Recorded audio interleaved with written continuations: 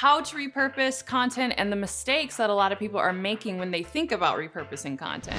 There's so much more to repurposing content than simply taking, a 5-minute video or a 10-minute video and just chopping it down to a 1-minute video and saying, boom. If you're thinking, yes, I want to batch my content and I want to repurpose it the way you do it, make sure that you don't make these mistakes so that you can get the types of results that I get.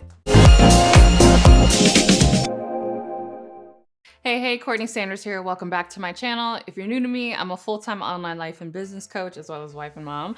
I wear all the hats and I do all the things, which is why I'm such a huge proponent for repurposing your content. In fact, I have a video right here where I talk about how I personally batch my content, but I thought it'd be fun today to talk about specifically how to repurpose content and the mistakes that a lot of people are making when they think about repurposing content. And so I realized this because I say, repurpose your content. And then I started working with clients actually in a program that I recently just held called Engage, which is really awesome. And so if you're interested in seeing maybe the replays and joining the self-paced version of that program, you can check out more. But Engage is all around how to create engaging content that not only engages your prospective clients from a standpoint of, likes and shares and all of that, but engages them ultimately for the sale. And so I talked a lot about how to create content, and people were making mistakes as it relates to repurposing before they joined my program. And so as a part of being in the program, they learned some different things that they should do, and specifically how to think about repurposing. So I thought it'd be fun to share with you the types of mistakes that people typically make.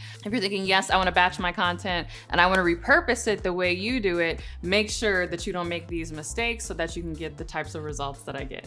All right, the first mistake that I see when it comes to repurposing content is that people just chop it and repost it, right? There's so much more to repurposing content than simply taking, a 5-minute video or a 10-minute video and just chopping it down to a 1-minute video and saying, boom, I'm repurposing. Not quite. I know for my team and I, when we look at the videos and all the content, podcasts, all the types of things that I create, we don't just simply chop it up, but we really watch it and think about what is the most unique part of this video? What is the part that really stands out? What is an aha moment? Where's the paradigm shift happening? We're not just cutting it, but we're looking for unique kind of mental breakthrough moments in the video or in the podcast or whatever, and then essentially isolating it. So that's where the cutting down comes in. It's not just, oh, we need a 1-minute or a 2-minute clip for a reel, but it's what's the small aha, what's a nugget that was in this broader video, and then how can we isolate that and then repost that, or rather repurpose that on a platform where that short form content makes sense, whether that's Instagram, TikTok, or even shorts here on YouTube. So don't simply just create a bunch of stuff and then just chop it up and say, oh, I got 1-minute clips now because I recorded a 10-minute video. I don't think your audience is gonna like that so much. Make sure you're being thoughtful about what you're actually zooming in on, what you're actually isolating and pulling out, and then repurposing that for other platforms.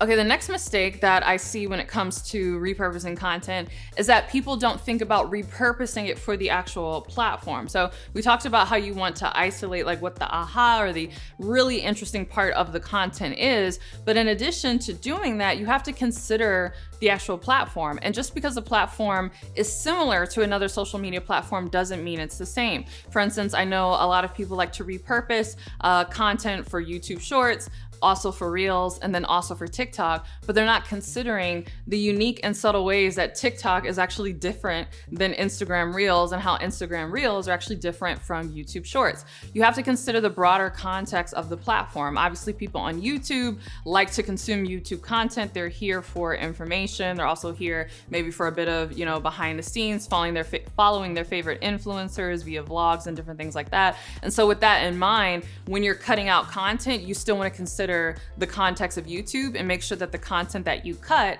is still sufficient for that. In addition to that, you got to consider the broader context and the broader culture of Instagram. So Instagram tends to be a bit more aspirational, still some behind the scenes, day in the life, but it's different than how YouTube vlogging, does day in the life. So again, when you're cutting down content, think about that aspirational element of Instagram and how you can repurpose content in that way. And then lastly, TikTok. TikTok is short form, but it's much more, not so aspirational in the sense that people like realness and they kind of like this, let me just talk to you as if I'm talking to a friend, or this like, it's almost like the two of us FaceTiming. And so keeping that in mind, I know for my team and I, which I feel like on every video I'm talking about TikTok, yes, I have a TikTok account. I haven't posted content yet, but we are working on posting content. But one thing that we really have to consider is, my brand, I'm a big high production value girl. I like branding, I like visuals, I like for my stuff to look fancy. I really like that. But I have to understand the broader context of TikTok. It's much more of a, hey, let's see your real life. Not that this isn't my real life, but you know what I mean? Let's remove some of the production value. Let's kind of strip it down so that it's just a connection with me and the content creator, and that's it. Not so much any of the extraneous things. And so considering that context, right, when we're repurposing content, we're gonna have to think about that and how we repurpose it for that particular platform. So make sure that you're repurposing content. Again, it's more than just pulling a little bit out or a little golden nugget out of your content. Make sure that you're considering the actual platform that you're repurposing for. Okay, another mistake that I see a lot of people make with their repurposing is that they don't repurpose for a different format. So what I mean by that, even in the previous example, I talked about video, right? How you can take a long form video and you can cut it down, and now you have a YouTube short, you can have an Instagram reel, and you can have a TikTok. Now, we talked about how to repurpose it for a different platform, but all of that was in the same format. Did you know you could repurpose your content for different formats? For instance, I will often strip audio from my YouTube channel and I can repurpose it as a podcast if I so choose. I will also often repurpose the transcript of both my YouTube videos and my podcast, and I will repurpose that transcript sometimes as Instagram captions, sometimes as email newsletters, sometimes as multiple email newsletters. Sometimes I use it as base content for then creating ebooks. I'm actually writing a book right now, and part of how I'm getting through that is just kind of speaking it out and almost creating like mini podcasts for each chapter, and then taking the transcripts and then reworking that and using that as the content and the chapter for my book. So I find that people are like, oh, I'm repurposing, but they're not getting as much bang for their buck as they can out of their content because they're not also repurposing for a different format. So don't just repurpose for a different platform, repurpose for a different format, and think about what are ways that you can reuse the audio somewhere else, or the transcript somewhere else, or the video somewhere else in a different platform. Really, it can help you do so much more with your content. All right, I have more where that came from, but first I want to hear from you. Do you repurpose your content? Share in the comments below. All right, the next mistake that I see is people don't always repurpose their content for a different purpose. Say that 3 times fast. Repurpose for a different purpose.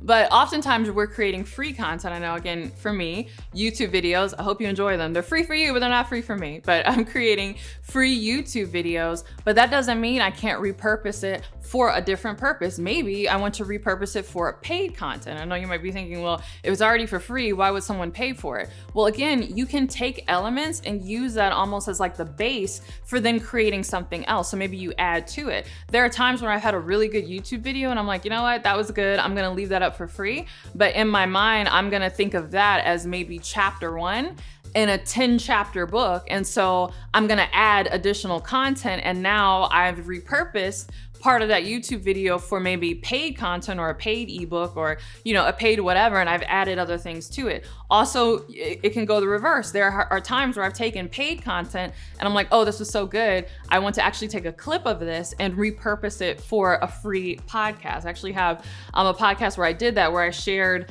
a little like 15-minute segment of a longer paid audio training that I had, and it was, just a little teaser, just a little something, but it was so good that I was like, this would be really great repurpose for a podcast. So think about the different purposes that you were doing for things. Oftentimes it doesn't just have to be, free versus paid. Sometimes I will repurpose just general helpful information, and I will repurpose it for promotional content. There are videos, there are transcripts, there are emails that I have written that at the time I wrote them, recorded them, created them just for specific content, but then maybe I have another program or training coming out and I think back to that video that I did or that email that I wrote, and I'm like, you know what, that would be really good to reuse in this campaign because it supports, the program ultimately that I'm promoting. So think about the purpose that you create your content for, and then ask yourself, is there another purpose that it would be served, well for, and can I repurpose it for that? All All right, the next mistake that I see is when it comes to repurposing, and I kind of touched on this when I talked about going from free to paid,